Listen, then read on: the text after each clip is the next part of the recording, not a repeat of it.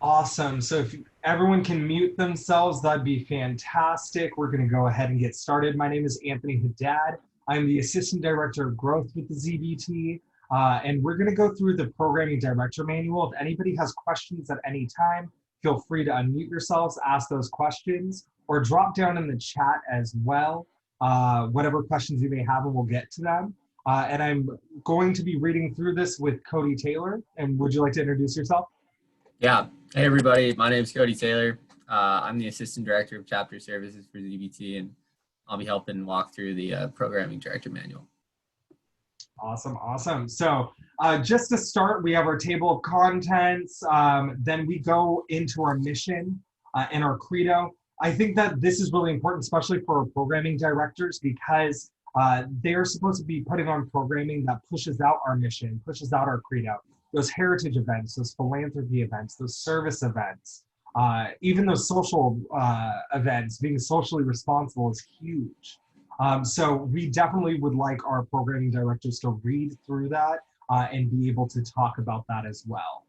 The next page has our officer structure. I'm sure everyone has seen this before, but we just throw it in there just in case, as well as our ZBT governance, which has our hazing prevention policies, whistleblower policy, our core 4 or international constitution, all of that fun stuff as well.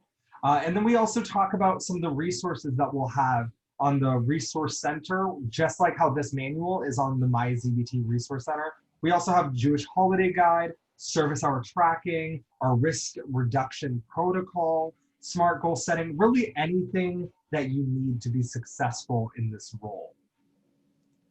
And then Cody, I will give it up to you to start our first one. On this page, we do have all 15 of the responsibilities. And what we're going to be doing is going through that basic parts, those considerations, and those recommendations.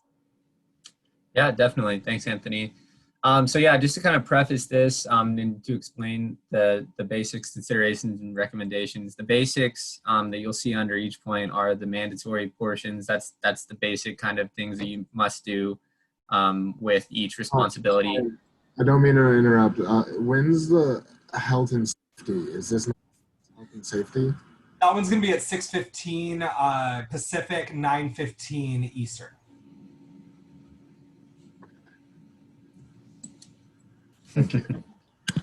No worries. So yeah, the basics are the basic kind of mandatory things that need to occur with each responsibility.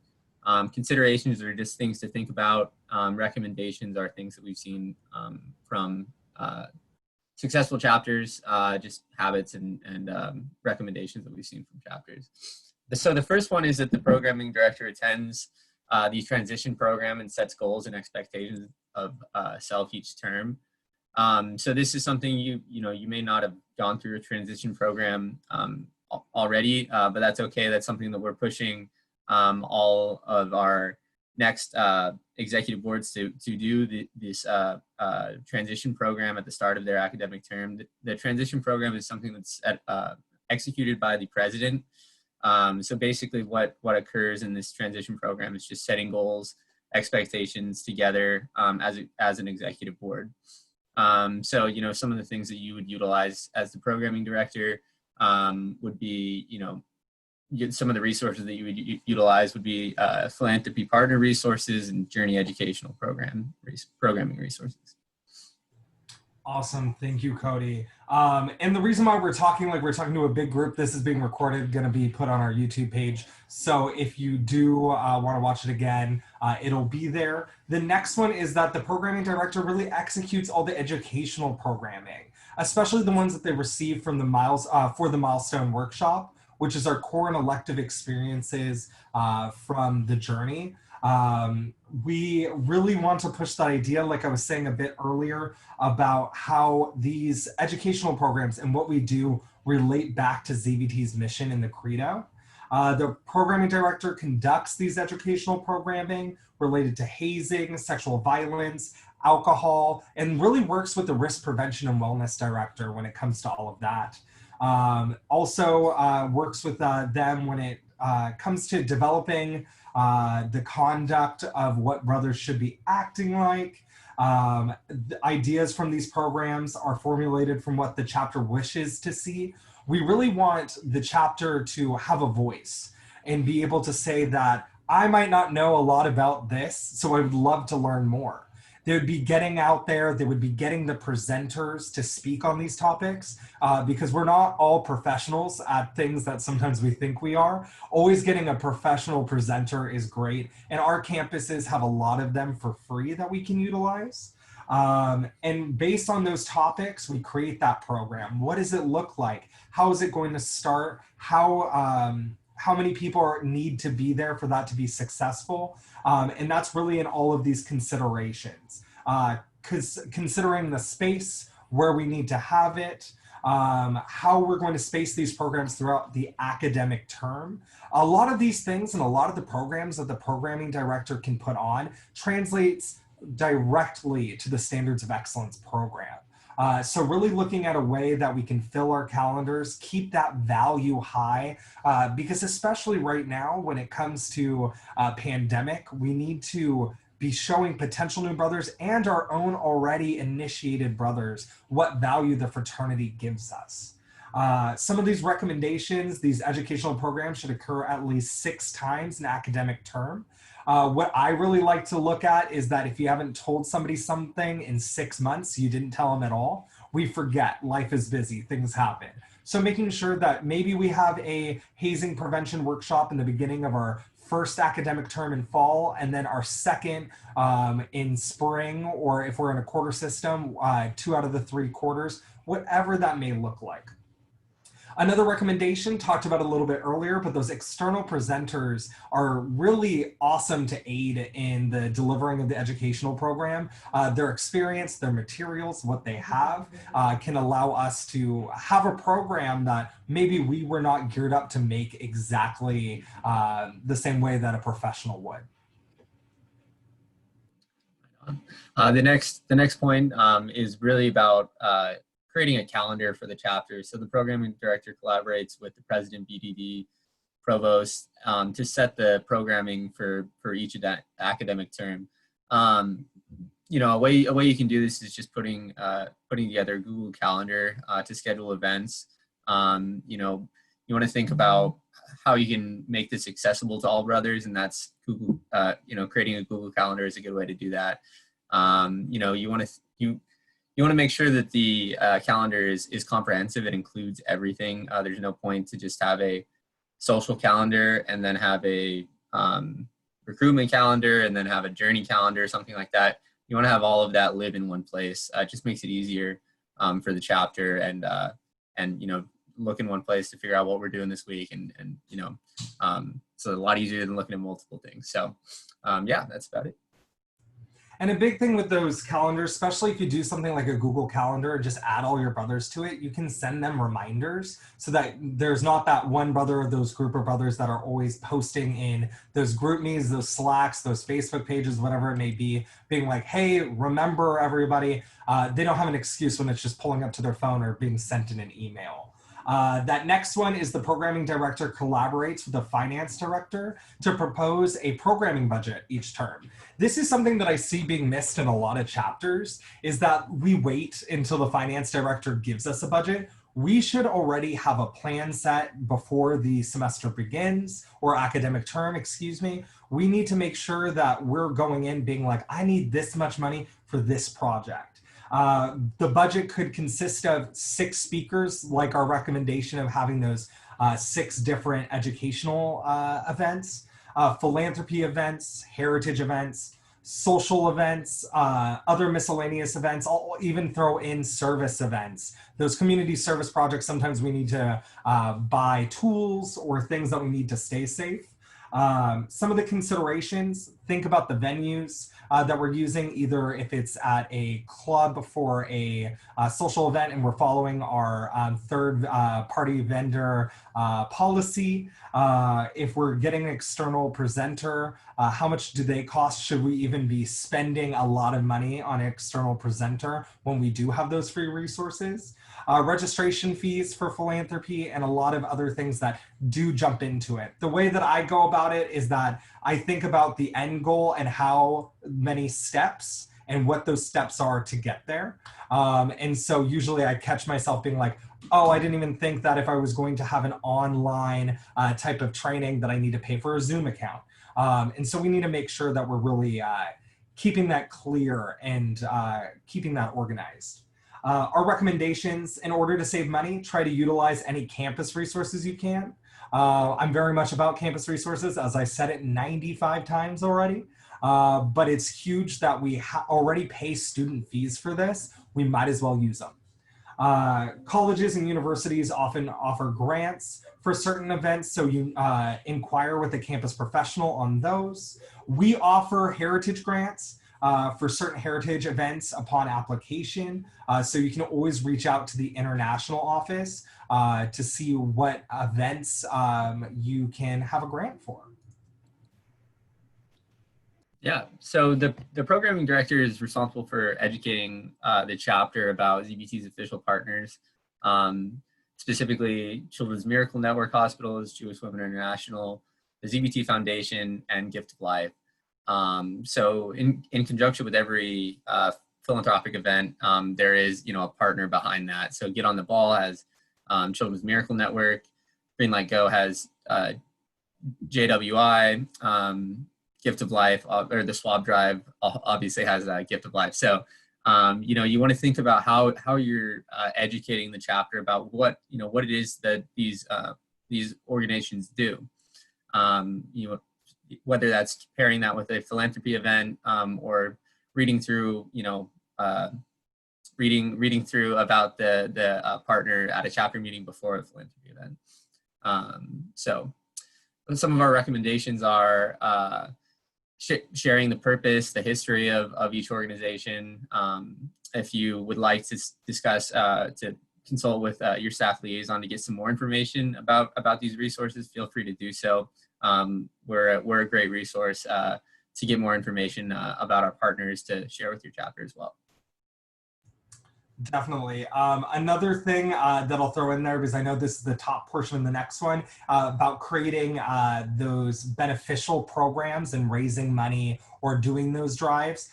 Jewish Women International also has the National Library Initiative, in which they build libraries at domestic abuse shelters for children that are victim of domestic abuse. And so we raise those funds, we give them to JWI, and they actually put a plaque in the books so that when that child leaves, they get to take their favorite book home with them. And even if we never meet them, we did something to change their life and we're always with them in some way. So that's a really cool thing that JWI just started to do.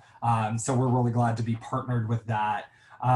We also recommend that Get on the Ball and Green Light Go are usually two of the bigger events. We are doing it even virtually. One of the newer chapters that I'm supporting with it, they're having a virtual signing the ball. They're also doing sponsorships in levels so that if you spend $25, you get a shirt. If you spend the highest one, $250, your logo goes on that shirt. You get free shirts, all of these types of things. And it's really, really easy to be emailing these organizations and really getting them involved.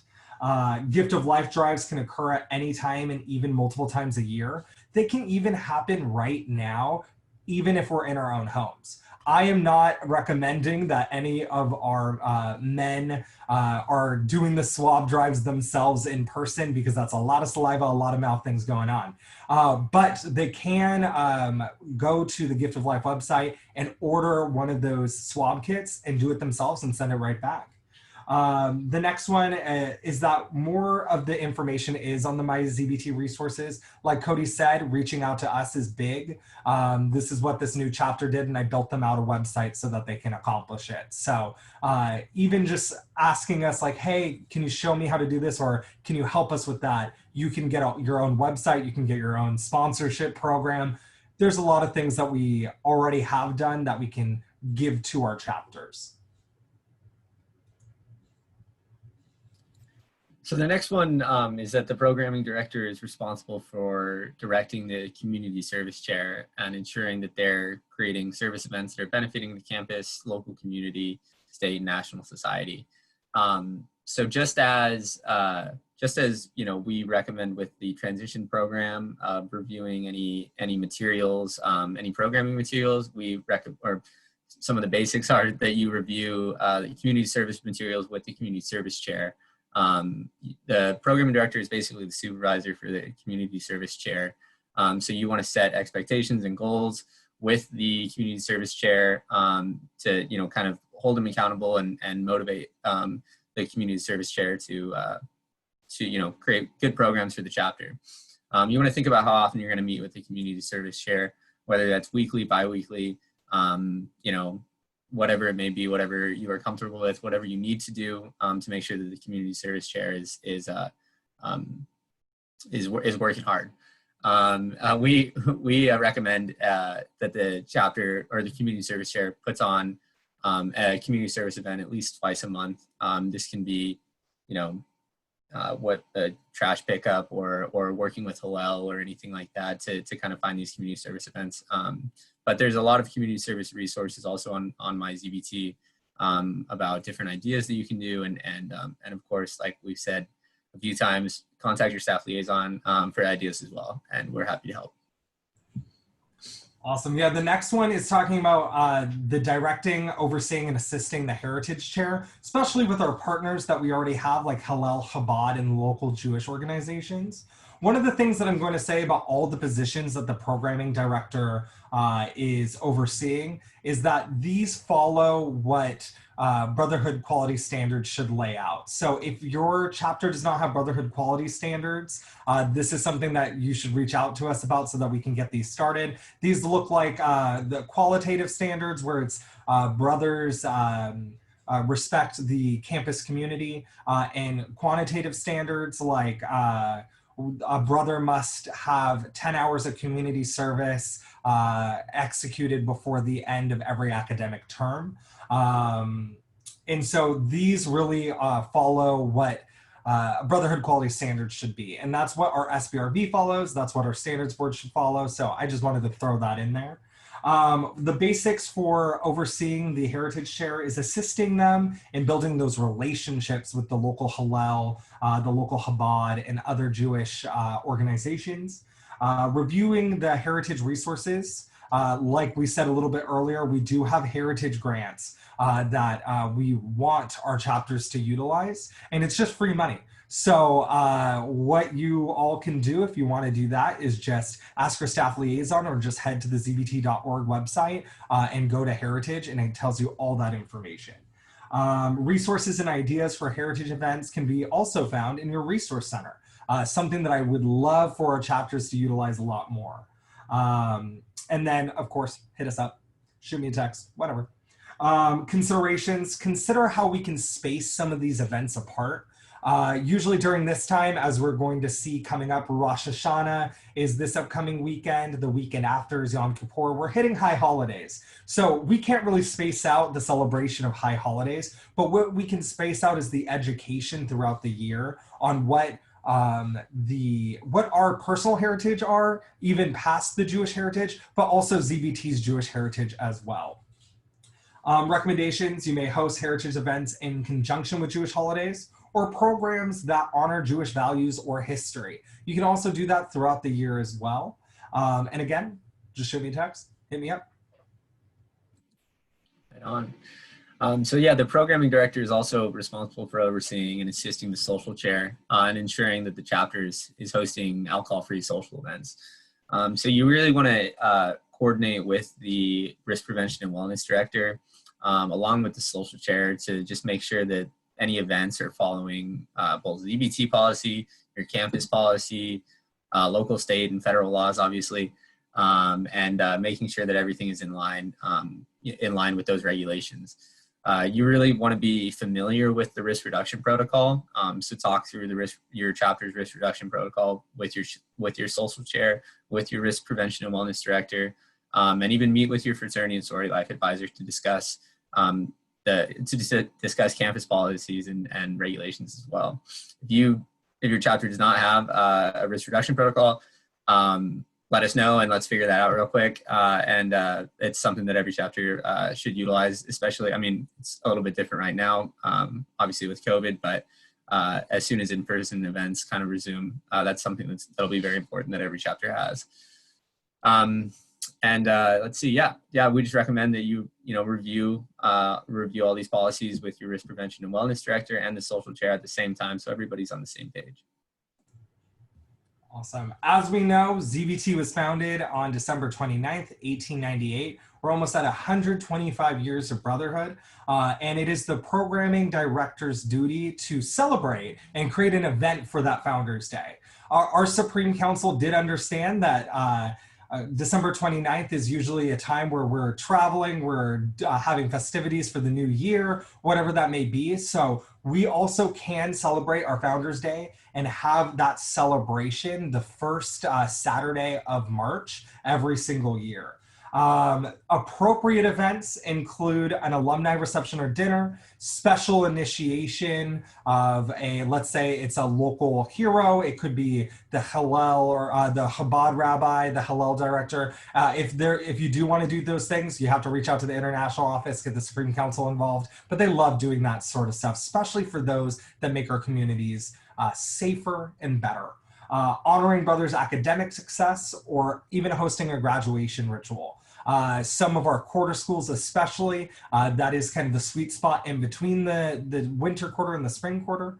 And so we're able to at least honor those that are graduating that winter quarter. Considerations, think about the venue, think about the price, think about everything that goes into that. The invitations, make sure we're sending them out in advance. And we are also following up with those that either said yes or no. And if they say no, thank you so much. We hope to see you next time. If yes, keep them updated, keep them involved, don't let them forget. Recommendations, contact your staff liaison for ideas on Founder Day celebrations. There is a lot of things that we can do. We just want everyone to do it legally and safely. Definitely. So it's the responsibility of the programming director to build rapport and a relationship with other student organizations in order to plan joint programming events. So, we want our chapters to just reach out to different groups on campus to build these relationships. You want to think about, what should you focus, what group should you focus on reaching out to?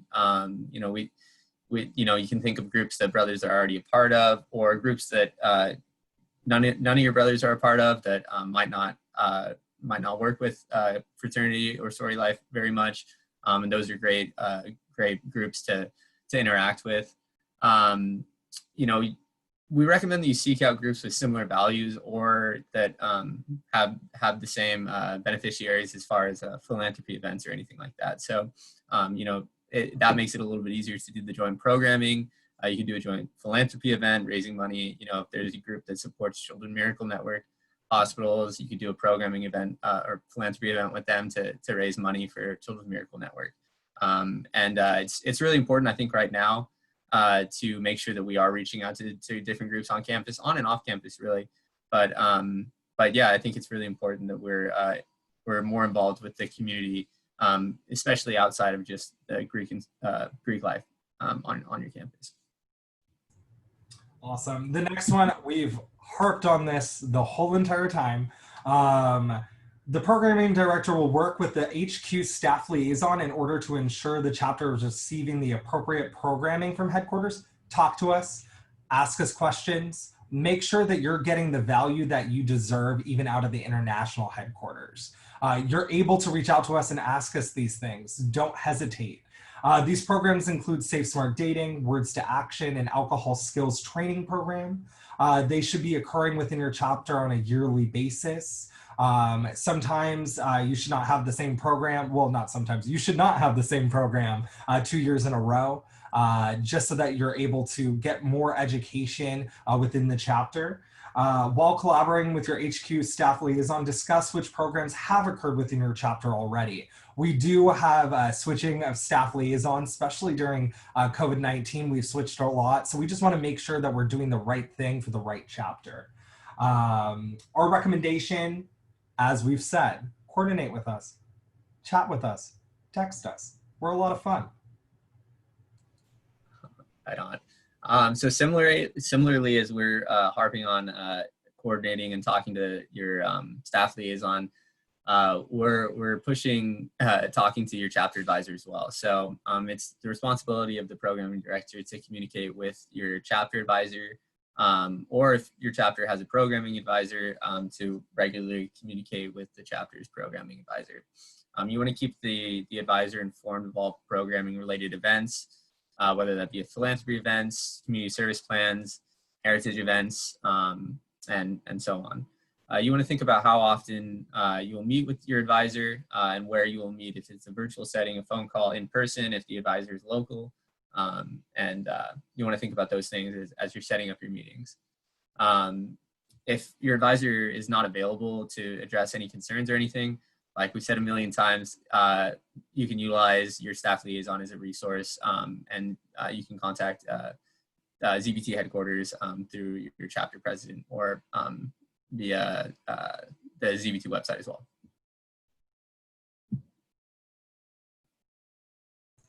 And then just with that as well, just make sure that if your advisor is not getting back to you, just let us know as well. We want to make sure that we have active and involved advisors, but we also will expect you to be the one that's also reaching out and being active and involved with them. The next one, the programming director assists in the completion of standards of excellence requirements. I started that off in the very beginning, talking about how our events satisfy our standards of excellence program. And the program director really puts a lot of that educational practice, a lot of these community service, philanthropy, heritage events, alcohol-free socials. All of those things are part of standards of excellence. Your role is a huge role when it comes to it. So plan it accordingly, plan it throughout the academic year. And a lot of those things can still, one event can also satisfy another. So make sure that you're not thinking harder, but thinking smarter. The basics, the operations director is responsible for the overall submission process, but programming directors can help out.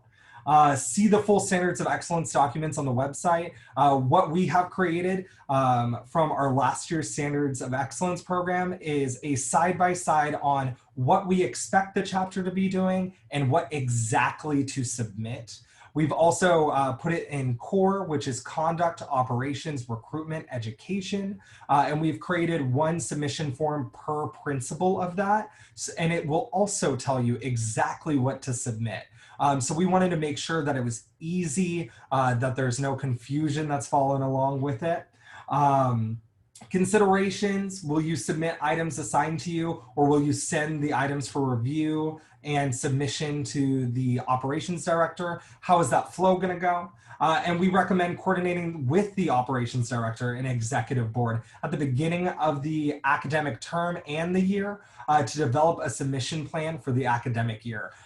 We really, truly recommend submitting as much and as soon as possible. So let's say that you have satisfied the GPA requirement. I know that's more operations director, but let's say you did a big philanthropy and raised $10,000. Submit that already. You don't have to wait. It's ongoing. Just keep submitting it.